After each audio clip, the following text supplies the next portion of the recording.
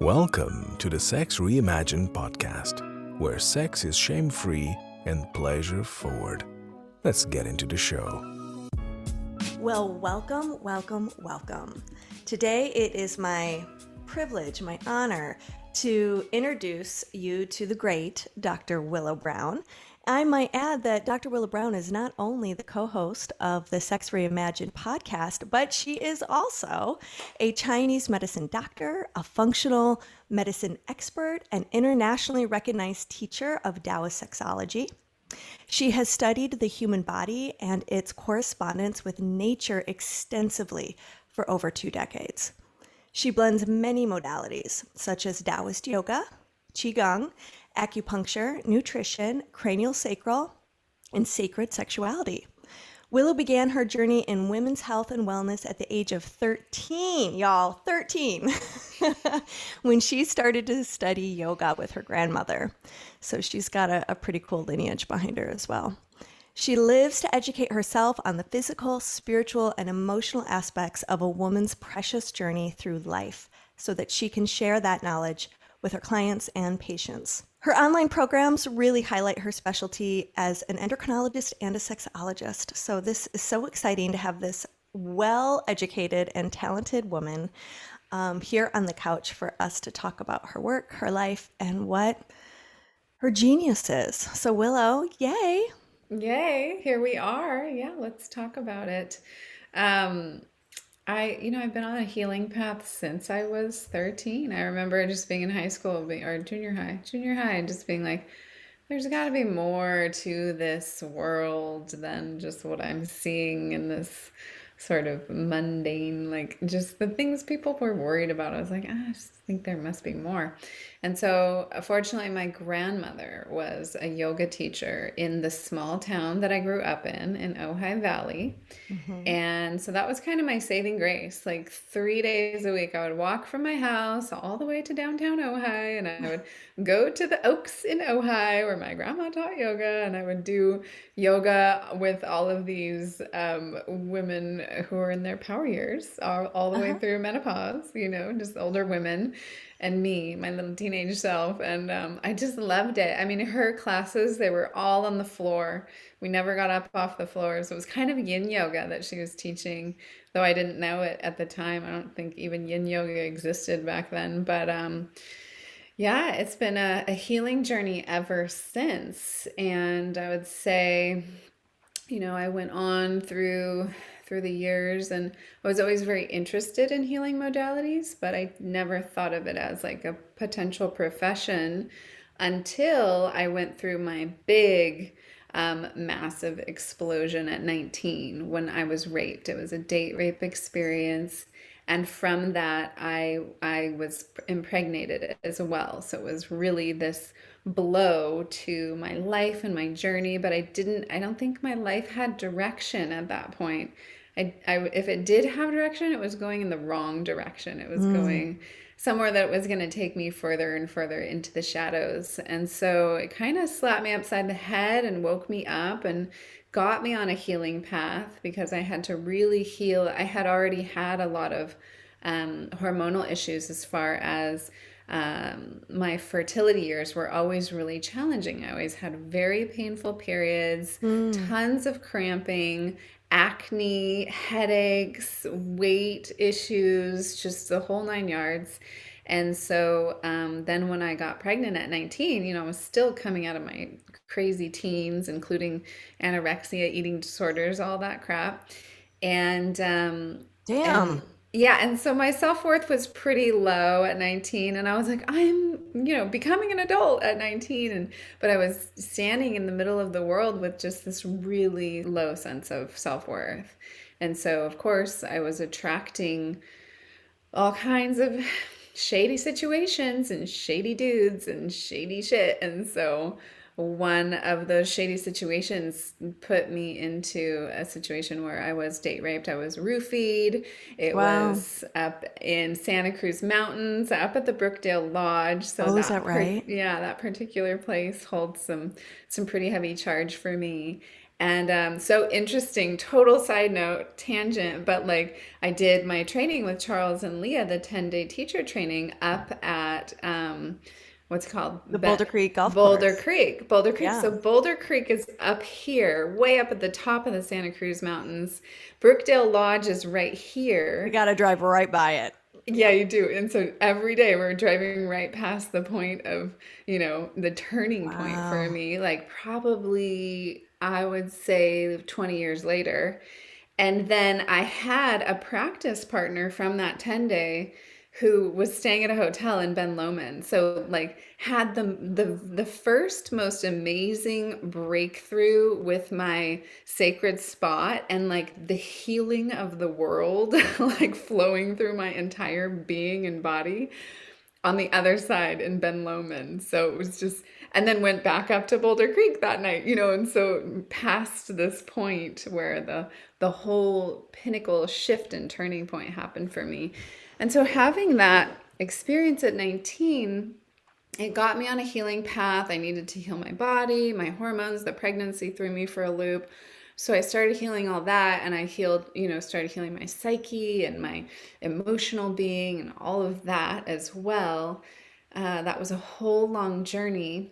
And in the end, I have learned that the healing work that comes through sexuality is just it it almost like bulldozes over all other modalities, because you can get through so much story, you can get through so much stuff that's held in your body, and you don't even have to talk about it. You don't have to know what it is. Maybe you have to do some work to get to that point. I mean, I had done a lot to get to that point, but I mean, things started clearing from my body and my system on such a deep and profound level once I started doing the sexual healing work. I mean, I completely eradicated painful, cramping periods once I started doing the Taoist sexology work. So that's what I like to teach now, is a lot of the Taoist sexology work, though I love the Tantra stuff too. So my understanding is that the Taoist sexology work came before your Tantra studies. Do I have that right? Yeah, definitely. So As how did you get initiated into that? Yeah, so as an acupuncturist, the whole Mm. system that we are studying in Chinese medicine and acupuncture is a Taoist lineage. It's a philosophy, it's a way of life. So I was already had my master's in Chinese medicine, and even before that, before I went into Chinese medicine, I had a couple of partners. I remember one of my very first partners, because I was like, oh wow, sexual healing, this has to happen in the world. I remember being 19 after that whole rape experience, and I was like, I'm going to reform sexual education in the world. I'm going to go into the school systems and I'm going to change it and I'm going to do all this stuff. I even went one time, I think I was probably right after that rape, maybe 6 months later. I went to a juvenile hall and I spoke to the young kids there about what rape really is, Really? and that it's not this black and white thing, and that it can be all these different shades of gray. And I mean, I was so brave. I don't know what the fuck I was doing, but I just went and did it. And I thought that was going to be the way for me. I kind of put that to the side and just got onto the healing path. And I had a couple of partners, a couple of male partners who were not ejaculating, and I was like, why aren't they coming? I don't get it. I don't understand. This was, years later after I was like ready to get back in the game again. And then one of them was like, "Oh, it's to keep my chi in. It's to keep my vitality in." And I was like, "Huh, what's that?" And so, that partner gave me a book, and then I started learning about Taoist sexology for health and for vitality and longevity, and how it could heal so much in your body and in your psyche, which led me to being in relationship with somebody who was really an incredible practitioner of it and had been for years. We were together for 6.5 years. So I wasn't really practicing a lot of Taoist sexology at that point, because I was just trying to get through Chinese medicine school, which is a lot of work and a lot of focus.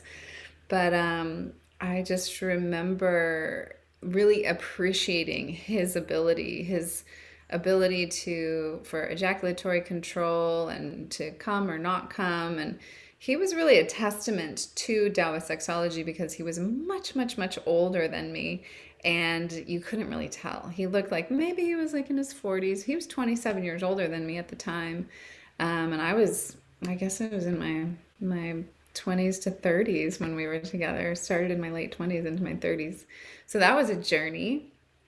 And Right. then So that was your Saturn return relationship. totally, it absolutely was. I think we broke up right during my Saturn return. Hmm. And then I had one more lover, maybe two more after that, who were non-ejaculatory. They would still have orgasms.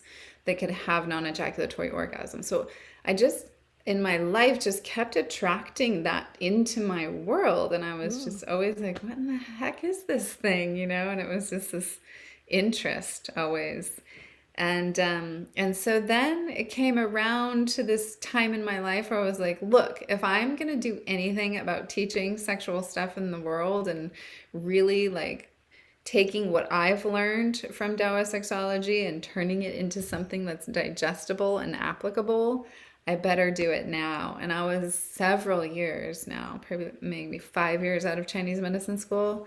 And Okay. it was just time. So I just threw it together. I got, I think, 10, 15 women, clients, and friends. And I said, look, we're doing this. Let's do it once a week in my living room. And that's how I started developing what is now a 9-month journey. So did you, in your, as you were going through school and everything, were you focused mostly on becoming an acupuncturist and that was your drive? And then this whole teaching thing started to speak to you and flourish inside of you, wanting to, spread Yes. another message than just the acupuncture. Exactly. Yeah. I mean, Okay. I was just going for my acupuncture license and I practiced for years. I mean, I still practice. I still treat patients and I love it. I love acupuncture. It's such an incredible modality and there's just so much more inside of me. You know, there's so much more that I like to integrate. I've always been a body worker. I've always been a yogini. I've always done cranial sacral. You know, I've always had multiple modalities that I like to weave together. And now weaving the Tantra into it and weaving the Reichian pattern work that Leah really introduced me to that as well. But I've been doing a 2 or 3 year study on that at this point. And so just weaving all of it together feels like then what you're getting is this really holistic shift to whoever you're working with. So when I work with clients, I'm looking at them from the spiritual, the emotional, the physical, and the psychological level. I really think those four levels of what it means to be a whole human being in the world have to be looked at simultaneously. So, I think about where you came from, right, to get to this point. And one of your biggest influences was your grandmother and her being a yoga teacher. And your mom is also a nurse, right? Correct, yeah. So, was your mother's career choice at all influential in you going into the medical field? You can see where grandma's influence, right? Yeah. Woven. Yeah, such a good question. I mean, I grew up with my mom as a nurse, my other grandma was a nurse. I have Oh, a cousin, at least one, maybe two, and several aunts who were nurses. So definitely grew up with like a lot of healers in the Western modality. And my mom really is just such a nurturing mother and just, if you have something wrong, she'll find a way to fix it, especially physically and but even emotionally, she's a good mama. And but I was like, nursing, no, I will never be a nurse. I will never go down that field. And it was hilarious when I finished my master's degree, 4 years to get a master's. And like, you got your head down, like, you do not look up from that master's degree course. And I finished it, and my dad looked at me. He's like, well, now you can get your nursing degree so you can make some money. And I was like, fuck you. I am never getting my nursing degree because I was always a big rebel. Anything my parents said potato, I said potato. Just anything they said, I did the opposite. It was always Really? a rebel in that way. Got the Aquarian sun, so I like to rebel. And but what really has come through, the influence my mom has had on me, is she was always an obstetric nurse. So she was a baby nurse my whole life. She worked in OB. Oh, And okay.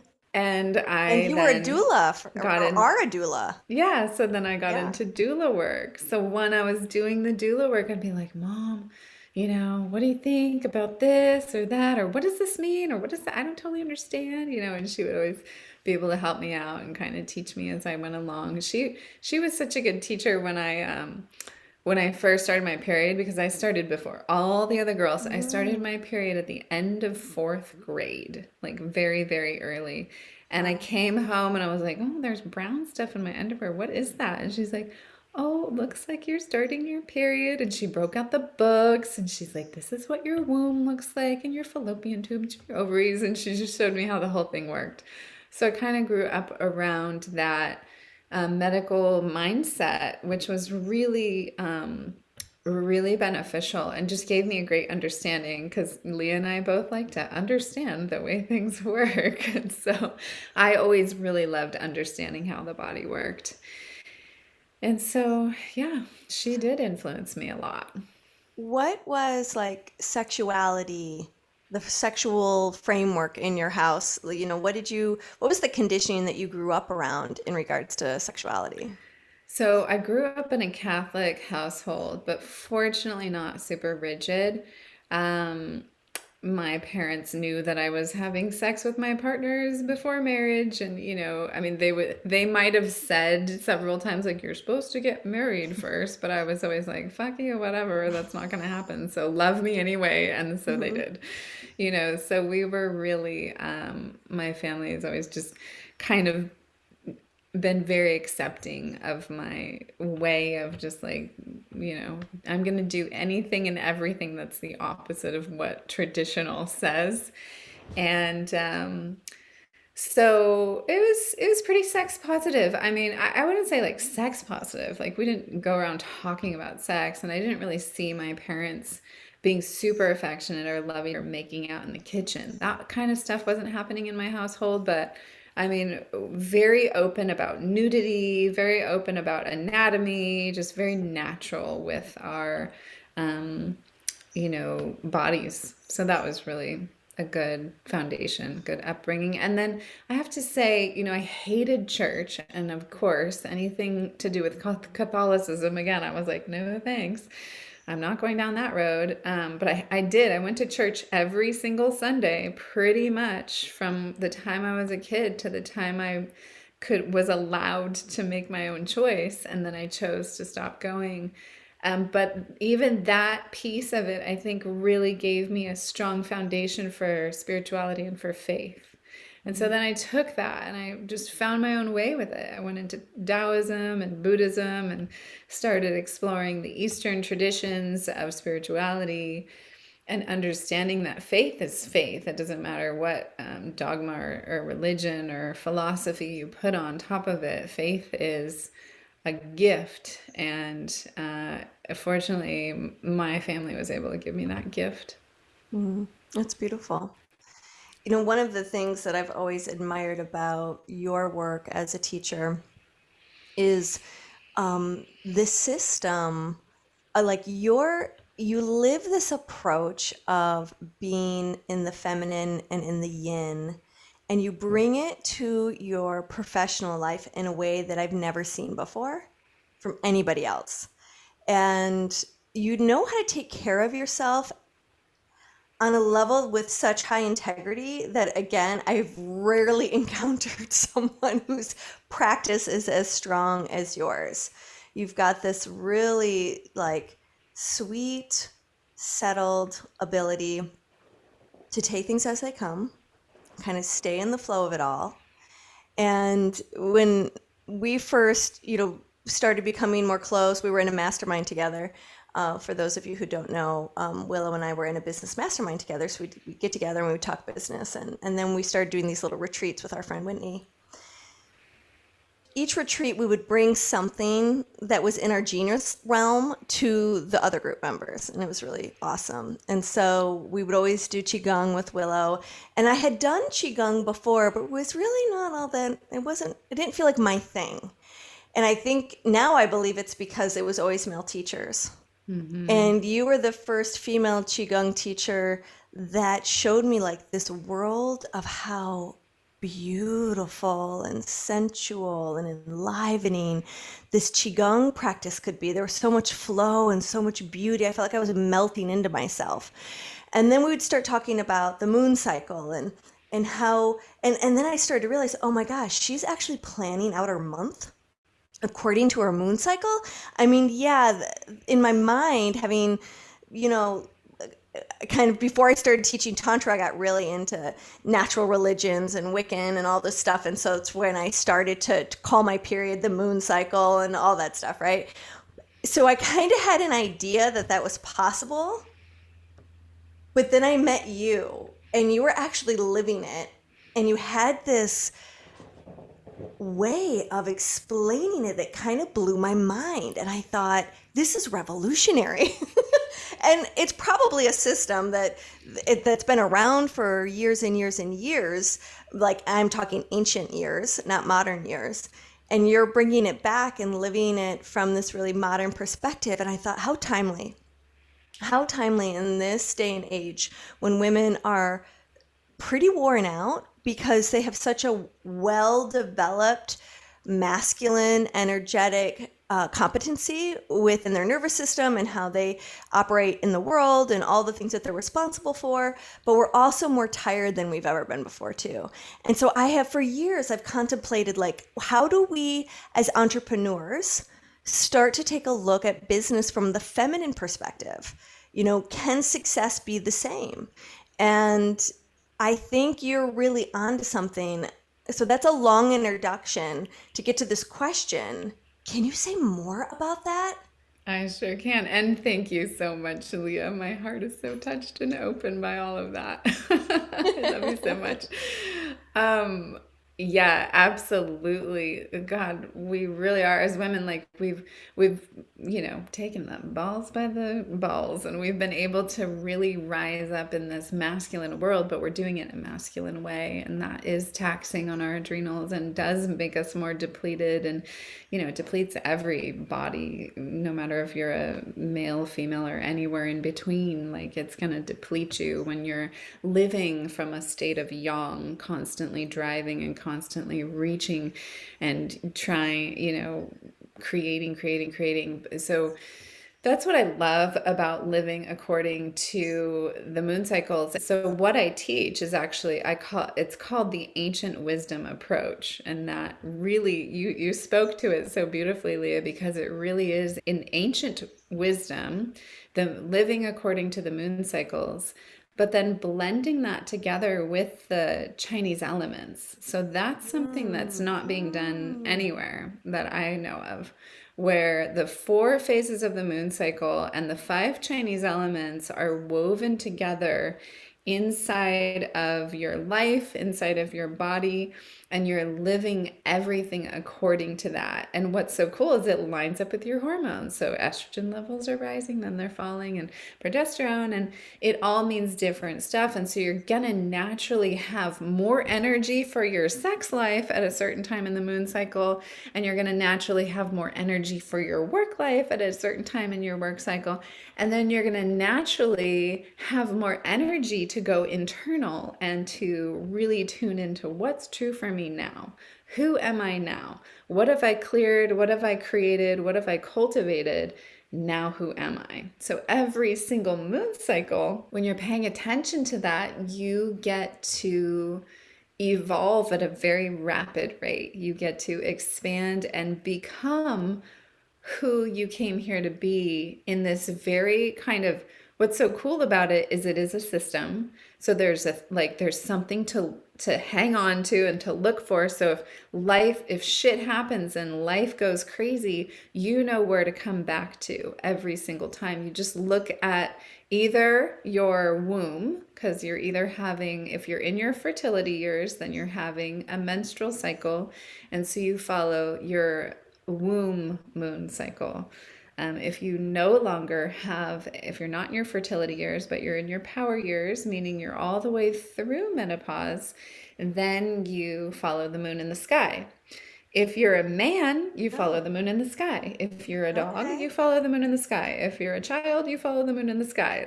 We all have a moon cycle because we're all made up of water, and the moon pulls on the fluids of the earth. But as women who have a blood cycle, a menstrual cycle, we have these wombs that fill up like the ocean and then they release like the tides. And so there's just a stronger pull with this moon cycle.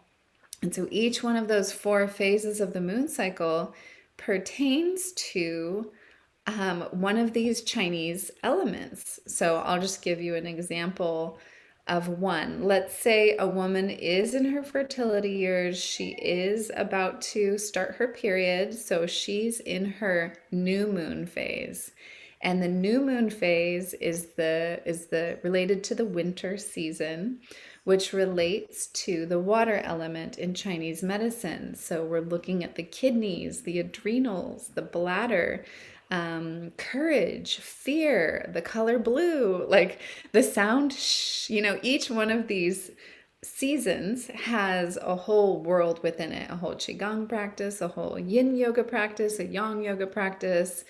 And, when my students really start going through the 9-month living sexology course, so I'll just give you a snippet of the ancient wisdom approach. I'll just talk about one of these 4 phases of the moon cycle. For women who are in their fertility years, when they start their period, that is day 1 of their cycle.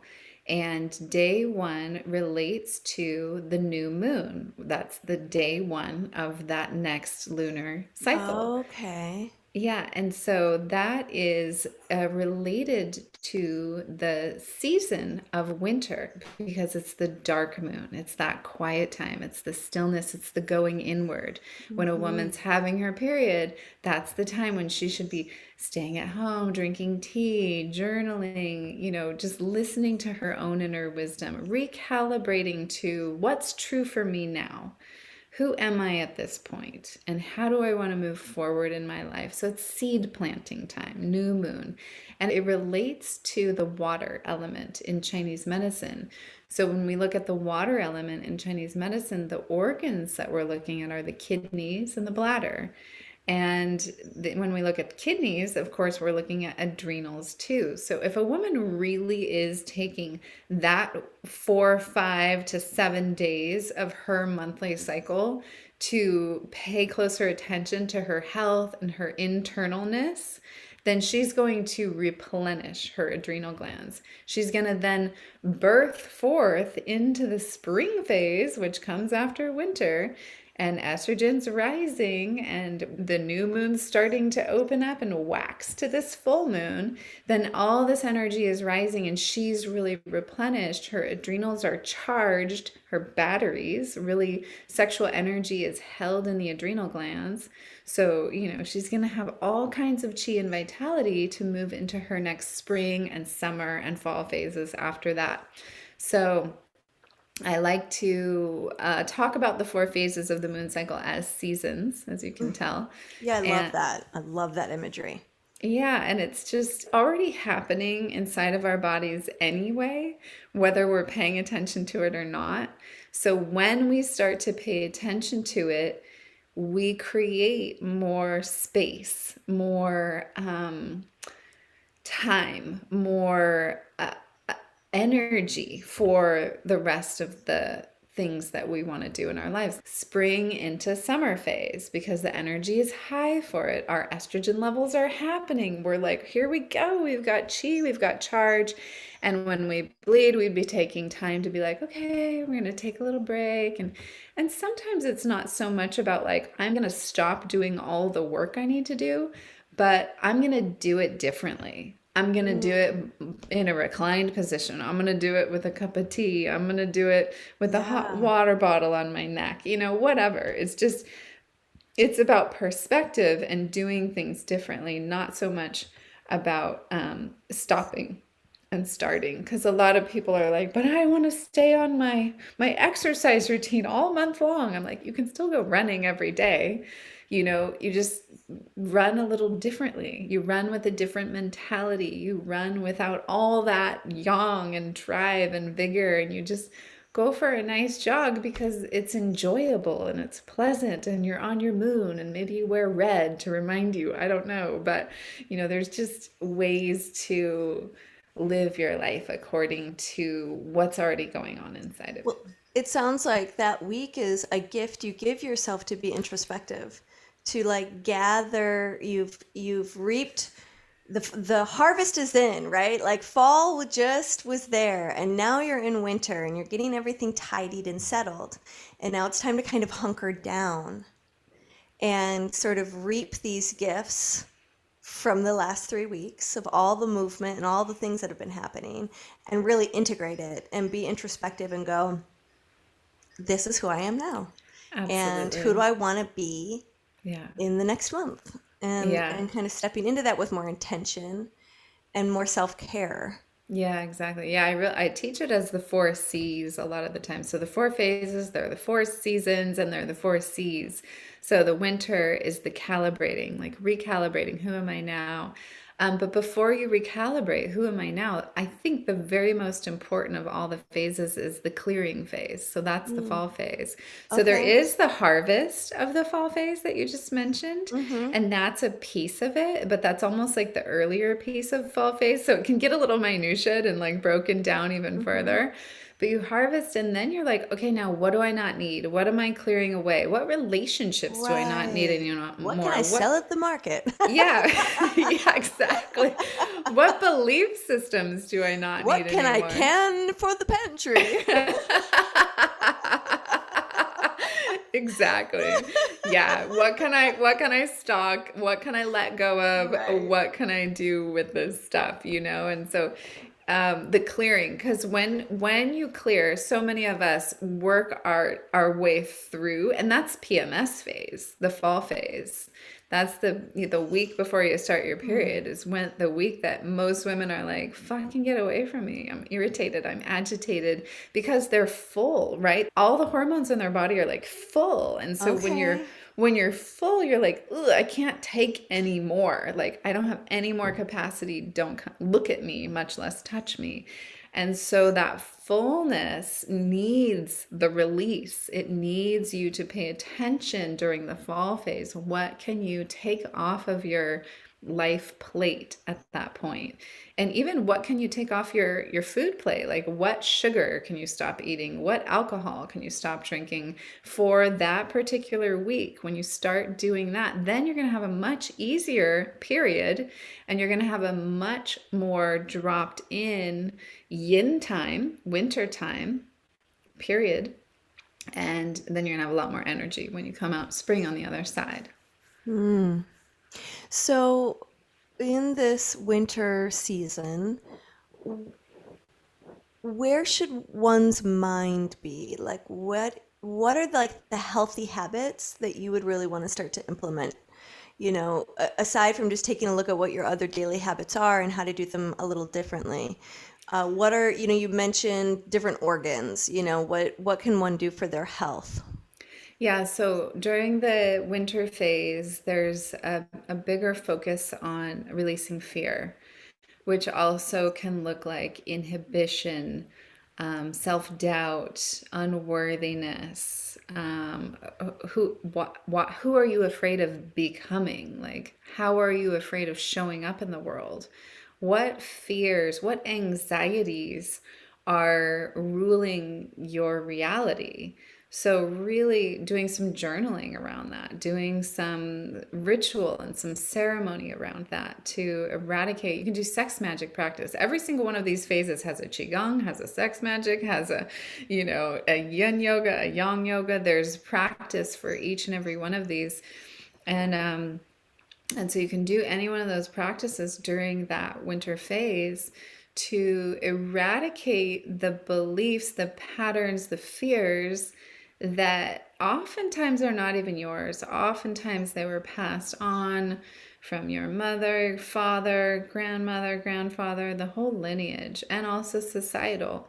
So one time I was on a retreat in Glastonbury, England, doing my priestess witchy magical work, and I was on my period, and I was like, fuck, I just started my period, and it's day one of the retreat, and it's day one of my cycle, and I was like, oh, what terrible timing. I heard my voice. It's like going down that downward spiral, and then I was like, hang on, there's opportunity here. So I totally switched it, turned it on its head, and I was like, this is a blessing. This is a gift. And every single time I feel a little bit of that cramping pain, I'm going to release it as a healing for all the women who've come before me. So all the women who were not able to experience pleasure. I was like, I'm going to use every release of that cramp, every release of that blood flow, everything that I'm feeling in my womb, I'm going to use it as a prayer, as an opportunity to give pleasure to the universe in the name of those who were not able to receive pleasure. Wow, And that's so beautiful. it was the most pleasurable period I've ever had. Really? Yeah, it was so delightful the whole time. So, how long have you been practicing sort of this method of taking a look at your cycle and the calendar and planning things out? Is it something that is second nature to you now, or is it something that you still have to be really intentional with? Probably about a decade now. Mm-hmm.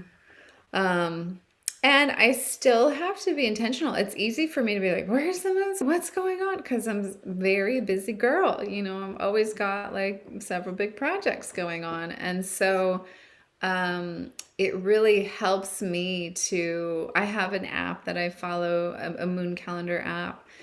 Then also I have my period app. Those things are helpful, but I'm always tuning into the new moon and the full moon. If I can keep my eye on those two, then I am doing good. Primarily my womb moon cycle. So I always know when my period's coming, and I always know when my ovulation's coming. Primarily in my own body, so my own womb moon cycle. So I like to pay attention to it in the sky, but even more important is, when am I going to start my next period? So when am I going into my new moon phase, and when am I ovulating? And those two things, I can tell those two things by my cervical fluid. I can tell those things by the calendar. I can tell them by my breast tenderness and fullness. When I'm in really solid practice, I can really feel like I'll do something called deer exercises every single day. 360 breast rotations in the microcosmic orbit, and I'm running all this energy through my body, and I can feel like when it takes me to, if I have to get to 275 rotations to feel the release of that tissue in my breast, then I know I'm getting closer to my new moon phase. So, what if a woman is on birth control and her hormones are pretty regulated due to birth control? Yeah, that's a great question. So when there is any exogenous hormones coming into the body, exogenous means something from the outside coming Sounds like into a dirty word. Oh, ooh. You got it, judgmental. Maybe we could do a dirty talk episode on exogenous hormones. I love it. That's great. Yeah, so we've got exogenous and endogenous. Okay. So, right, we've got progesterone in the world, and some of it's made from your ovaries, and some of it's made from the pharmacy, and so if it's made in your ovaries, it's endogenous, coming from inside, and if it's coming from the pharmacy, it's exogenous, so it's coming from the outside. Okay. So birth control is an exogenous hormone. And so anytime we have any, creams, birth control, anything like that coming from the outside to the inside, basically what it's doing is it's telling your glands in your body that they don't need to do the work anymore. So I often, when clients come to me and they're like, I've been on birth control for 25 years, I'm like, Right.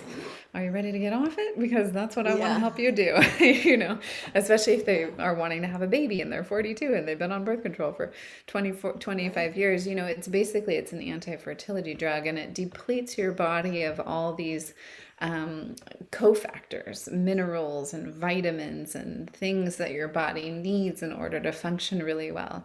And I fully understand that for some people, birth control is the solution to not having many babies and to really keeping, their family intact. And so I think there is, different options for birth control. If you can go with a non-hormonal option, which would be the copper IUD, that would be my number one recommendation rather than taking hormones. If someone is attached to the birth control pill, basically, you can still follow your moon womb cycle with that with the pill and Okay. how it goes. You're following that, so you can still have amazing benefits in your life, massive changes in the way that you direct your energy and guide what's natural in your body, but it's just going to be according to the pill Mm-hmm. instead of according to your Your own body's ovaries. rhythm. Yeah, Yeah. your ovaries and your adrenals. Yeah. So if you were taking birth control pills and you're looking at, here's the calendar right on my packet, you're going to have sort of a clear idea of spring, summer, and fall. This is where I'm headed. Absolutely. Right. Okay. Yeah, so And is that's it the same kind of symptomology regarding, the optimal way to think about managing stress it and is. also being wiser about what you're creating and when, like Yeah. what form you're creating versus when you're resting. Yeah. Yeah, Yeah, okay. it is exactly. And I guess now that we're having this conversation, you can actually see that as a great benefit because it's so clear. It's right there on the packet, and you know what's Mhm. coming. For some women, they have really their periods are like clockwork. Other women are like, oh, it's kind of all over the Right, they're place. I all over don't the know. place. Yeah, like what if you're having two periods one month and no periods the next? Yeah, so what's so great about that, and what I get a lot of women who come to this work are in perimenopause, right? So they're starting to get erratic, things are all over the place. They're having two periods and then no periods, and it's all over the place. So they start doing the practice, and what happens is they start regulating, and it prolongs their regular consistent cycle. And then when they do go through, because there's a whole cookbook. I wrote a whole cookbook on this shit. I mean, basically what to eat for each one of those four phases as well. Plus I give herbal protocols and that kind of stuff as well. So I'm working with them nutritionally. I'm working with them on their herbs and supplements. And so what happens is a woman might come and she's like, oh, I'm in perimenopause, I'm having two periods a month and I'm exhausted all the time. And so she'll start doing the practices according to the moon cycle, taking the herbs, eating appropriately. And then usually it happens pretty quickly, 2 to 3 months in, she's having regular, consistent periods and her energy's back. And then when she does, if she stays with it, this is a lifelong practice. You're not done in 9 months. That's just to learn it. It's a Right. lifelong practice. Then when she does go through, all the way through menopause, it's much smoother. A lot less hot flashes, a lot less headaches, a lot less night sweats and sleeplessness. Just a much, much smoother process because it's like putting the training wheels on your body to stay attuned to this system that's already happening in your body. So, and then how would someone they're in their wisdom years or their power years, as you call them, they're no longer having cycles. They're now looking up at the sky to know winter, summer, spring, fall. Um, are they still thinking of like using the same system and applying it just the same way in terms of scheduling and managing life. Same. Exactly. Yeah. So if you're no longer having a menstrual cycle, then basically on the new moon, you do the winter phase practices. You're looking at the water element, clearing fear, embracing courage. And then when you get into the waxing moon and it's starting to rise, that's the springtime. You're looking at the liver, you're looking at clearing anger, bringing in kindness. Then you move into the full moon. It's like, oh my God, beautiful full moon. We just had one. And then you're looking at summer. So here's the cool thing. We've been talking about these 4 phases and these 5 Chinese elements. Where does that 5th element go? It Right. goes into I was summer. curious about that.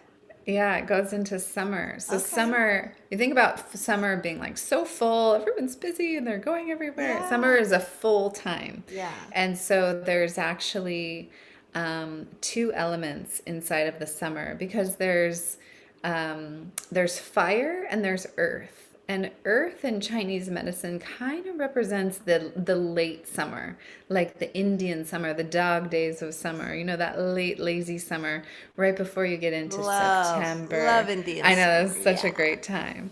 Yeah. So summer holds 2 elements. And then here's the other thing. One of those elements, the fire element, actually has 4 organ systems instead of 2. So summer is a very full one. So there's a lot to navigate in that summertime. And it's also the time when your energy is really risen up for creative projects, making a baby. What do you want to have create in your world? What I'm really like curious about is I'm starting to make some sense out of my own cyclical way. I'm very cyclical. Most people who know me know that I'm like, ooh, I'm all in or I'm all out. And I like him. I don't have the creative juices, or if I do, they're just redirected, and I just have to go where they have to go. And so I'm starting to really reconsider where I kind of have been a little frustrated by my motivation switching gears. It's now I'm starting to think, what, I need to check out is my natural rhythm where I'm really not interested on being in Zoom rooms. I'm more interested in being in the kitchen Yeah. and cooking and putzing around and, just doing more domestic chores that Right. relax me. It's not Yeah. like I'm just doing chores because that's time to do chores. I'm doing the Right. chores that delight me and relax me and soothe me. Mm-hmm. I'm reading books. I'm sitting by the Yeah. pool. Yeah. I'm more available to be on the phone for social Yeah. conversations. And then suddenly I switch gears and I'm like totally driven and I'm busting out content and I'm making moves, and it's like I'm totally engrossed in the Yep. professional creative pursuits, and it's definitely more stressful, but it's very fulfilling and Yeah. energizing. Yeah. And so, yeah, I wonder what lines up. I'm Yeah. looking forward to reflecting deeper on that and seeing, yeah, man, this is just your rhythm. Just embrace being a lady. This is so fun. Exactly. And Yeah. I've been judging it instead. I think it's a real Right. huge opportunity to step into curiosity again and stepping Yeah. away from our propensity to, just be hard on ourselves, no matter reason. Just the way it is. Absolutely. Yeah. It really gives you the opportunity to live from the feminine and to be like, hey, well, I'm gonna give myself a little break here because that's where I'm at in my cycle, and Yeah. take it and actually enjoy it. Like be in the pleasure of it instead of the guilt of it. Because then you're Yeah. not replenishing for the next round. So, And I imagine that what your patients see as a result of doing the Living Sexology program, that 9-month program, is that I bet a lot of things start opening up. I bet there's a lot more like ease and grace and flow, and suddenly life operates, in a way that feels like a blossoming. Oh my God. The ones, who really embrace the practice and they're doing their qigong 3 days a week for the winter phase when they're on their period or whatever, the summer phase when they're ovulating. They're doing the yin yoga and the yang yoga 2 to 3 days a week. When they're really, really doing the practices and they're doing the rituals, the sex magic rituals within those phases, their lives completely change. Completely. And all of them are like, oh my God, the world needs to know about this. I'm like, I know, I'm working on it. Yeah. Because it Yeah. really is a game changer. It changes the way you feel about yourself, changes who you magnetize into your life. It changes your libido levels, your interest in sexuality, your interest in everything in life, and what you are able to create. It changes your confidence. So, I mean, I imagine that no matter what stage of life you're in, you would benefit from deepening in this practice and getting this information and integrating it into your lifestyle.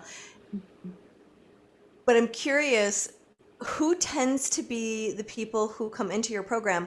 Like, I imagine when I've heard you speak about this, I've got a couple things that pop up around my own interest in pursuing this. One is, okay, I want to be ready for menopause.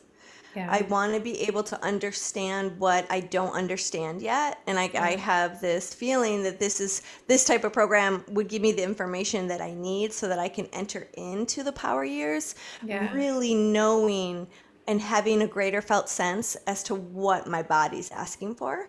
So Absolutely. I can see that being really powerful to get into the program either in menopause or before menopause. Do you also have women coming in after menopause? I And do. yeah, Yeah. give me some insight as like what's the best time to do something like this? The best time is right now. Yeah, The don't wait. the earlier the better. Oh, Yeah, really? yeah, really. I do. I've had women in the 24, 22, and then I've had Okay. women 75, 78. And the Okay. ones who are 75 and 78, they're like, I wish I had learned this in my Okay. 20s. That And the makes sense. ones who are in their 20s are like, thank God I'm learning this now. And that's like the range, that's the big range. But the majority of women who are coming in are probably in their early 40s, I would say. So still a good time because they're prepping for that perimenopausal time, and their sexuality is often needs a lot of healing at that time. There's been a lot of traumas, there's been a lot of dramas, there's been a lot of pain, hurt relationships, a loss, heartache. I get a lot of women coming in who are just, they're feeling jaded in their heart. Like, fuck, what's the point? Everyone I find just, I Everyone sucks. lose. Right. Yeah, like it's not working for me. And so there's a lot of healing to that mentality and that mindset as well that can happen. And right now I'm, on this whole big cervical orgasm kick in my own self and my own body and life. And so, whatever's kind of opening up for me, I'm always guiding and giving, and so there's no lack of things to share and teach, but I'm always really encouraging my women who are in the course to ask questions, to use their voice, to speak up for what they want to know, because I don't want anyone to be left behind or to um, glaze over something that they don't really understand. That's where the medicine's at, is really getting it in your own body and you can see it. Like I had this one woman who is also an acupuncturist, right? So she's got this foundation of Taoism. She knows the 5 elements. She's got all that already inside of her knowledge base and body. But she came into my Jade Egg program. She came into the Jade Egg Remedy program, which is a smaller, shorter program. And she completely healed this, I believe it was neck pain, like this chronic neck and shoulder pain, by doing the Jade Egg practices, which she was, after that, she was like, I think I need to go do the whole 9-month program, because she Yeah. just, she'd done all the other healing modalities. And that was the same thing that was true for me. I'd been through the gamut, Chinese medicine and herbs and acupuncture and massage and craniosacral, and I'd done everything I could think of to heal my own body. But it wasn't until I started drawing and cultivating sexual energy and moving it to different areas in my body that I was able to completely eradicate issues in my body. Wow. Yeah. Wow. So, can you tell me a little bit about the program itself? My understanding is that you enter the program and you get a blood test so that you can read their hormones, right? And then there's herbs that you recommend. How does the program work?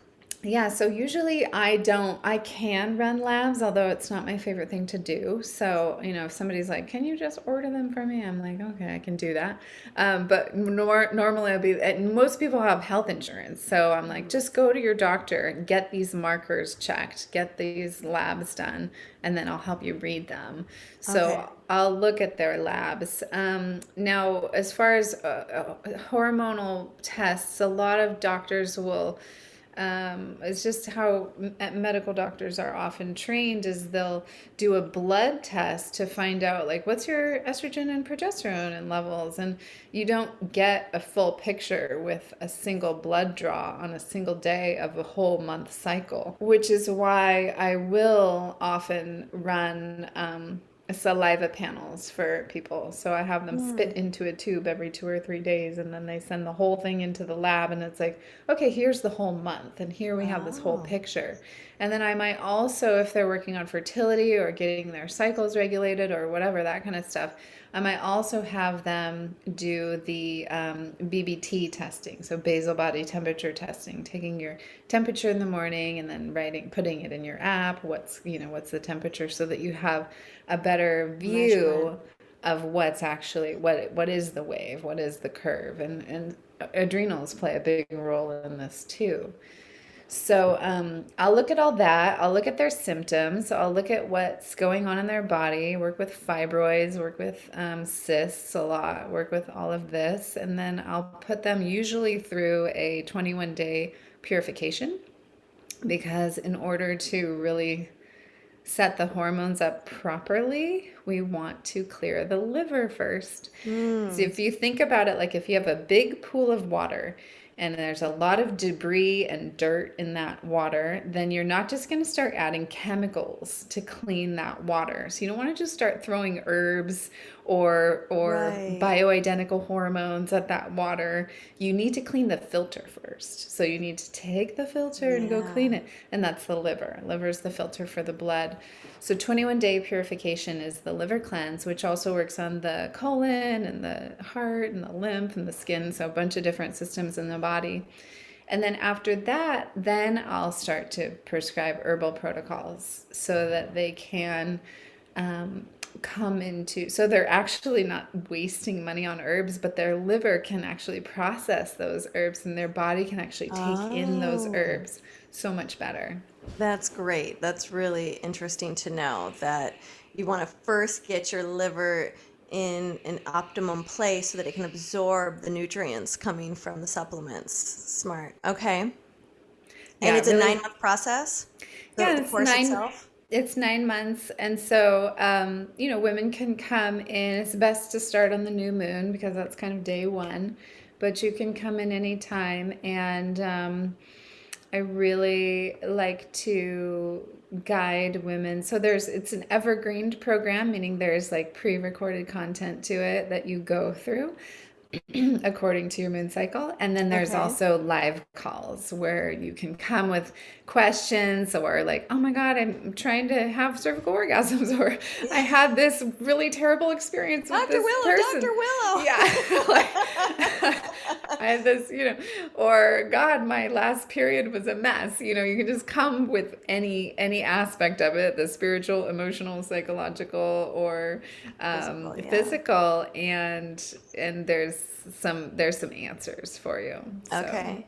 yeah. So it sounds like there's the videos with the yoga and the qigong and the training, Yeah, right? exactly. And then there's the Gotcha. training. Yeah, so there's a whole movement library. Then there's the training, and then there's the live classes. And so the live classes are really for the students to like troubleshoot whatever they're going through or celebrate whatever they're Hmm. going through. And if no one's like, I don't have a question, or I don't have a celebration, or whatever, if there's nothing, like, I just love it when we get into these conversations. I love my women so much. They're so dear to me. Then I'll just teach a class. Like last week, I taught a class on safe sex. So we went through all the STDs, all the different types of condoms. We just talked about that just to really get a deeper understanding of what it means. Because some of my people are practicing non-monogamy. So how do you do that safely? How do what's the I protocol love for that? that. Yeah, so it's like those hours, those get together circle hours is as a patient, you get to drive some of this content. You get to personalize your experience. You get to bring into your experience exactly what you need. Yeah. Yeah, Yeah. I love it. How could people look into this? Well, you can certainly set up a one-on-one call with me, and that's probably the best way because I always there's an application to fill out, and I always vet my people before I bring them in because there is a certain level that I know a woman is going to succeed and do well if she's already at a certain level inside of her own inner work journey. Yeah. Um, Who's this versus program not good for? yeah, it's not going to be good for anyone who doesn't want to work on themselves Yeah. because it integrates into your life, so eventually it doesn't feel like work on yourself. But when you're learning a new system like this, just like when I was learning Chinese medicine, the first year of it was like, what the fuck are we talking about? I'm just so like, okay, I think I'm getting it. By the end of that first year, you're like, okay, I think I get the five elements. And then we go on to year two. And I remember my teachers saying early on in that 4-year journey, they were like, once you graduate from this master's program, it's like graduating kindergarten. And then you go on to learn Chinese medicine. And so I'm always telling my students, I'm like, be really patient. I've broken it down into trimesters. So I'm like, your first trimester, it's like you're jumping into this circle of information and you're just going to try to grasp what you can grasp. And so the first trimester is really about learning the ancient wisdom approach. So that first month, you're getting the basics of it, and it's layered. So there's those 3 layers of the ancient wisdom approach that you go through in the first trimester, first 3 months. Second trimester, you're like, okay, now I'm really understanding it. Now I'm going to learn about the glandular system and the chakras and how they're 2 sides of the same coin, and what that Right. means in my psychological being and my physical being, my emotional being, spiritual being. And we integrate that. And then that last trimester, then you're like, okay, I'm yes, getting it. yes. It's like ahas are happening and like, wow, breakthroughs. Yeah. And You've seen and all I the proof of all the changes that you've made. Yeah, that's great. I have some students who've been with me for 3 to 5 years, and they still are like, wow, I just learned something new about ovarian breathing the other day. And I see the same thing myself. Like every time I do these practices, something new reveals itself to me. And I've been doing them for 10 years or more than 10 years. Yeah. So I understand that you've got a beautiful free gift for us today, Willow. Can Yeah, you so describe the it? the free gift I'm going to offer everyone is it's called the Sacred Vajayjay series, and it is more Ooh. geared toward women because women have vajayjays, but not a bad idea for the men to watch either. And Okay. it's a nice introductory. It's like a 10-part video series. It's just fun to watch, and you just learn of all these things about the yoni, the vagina, that you never knew before, including those words. We talk about like all the different words that are given to the yoni. We talk about how the liver relates to the vagina, how the spleen relates to the vagina, like how all of these different organ systems really start to open up the whole world of the yoni. There's a whole world in there. And I do a little bit of teaching on the jade egg in that program as well as some of the Taoist sexual practices. So it's a fun little 10-part video series that I would love for you to enjoy.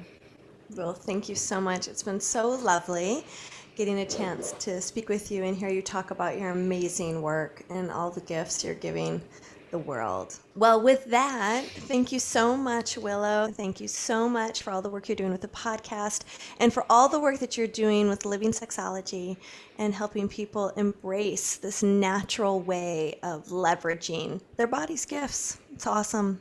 Oh, thank you so much. Such a pleasure. Yeah. Love, love, love. Thanks for tuning in. If the hosts seem to know what they were talking about, that's because they do. Leah Piper is a tantric sex master coach and a positive psychology facilitator. Dr. Willow Brown is both a Chinese and functional medicine doctor and a Taoist sexology teacher. Don't forget, your comments, likes, subscribes, and suggestions matter. Let's realize this new world together.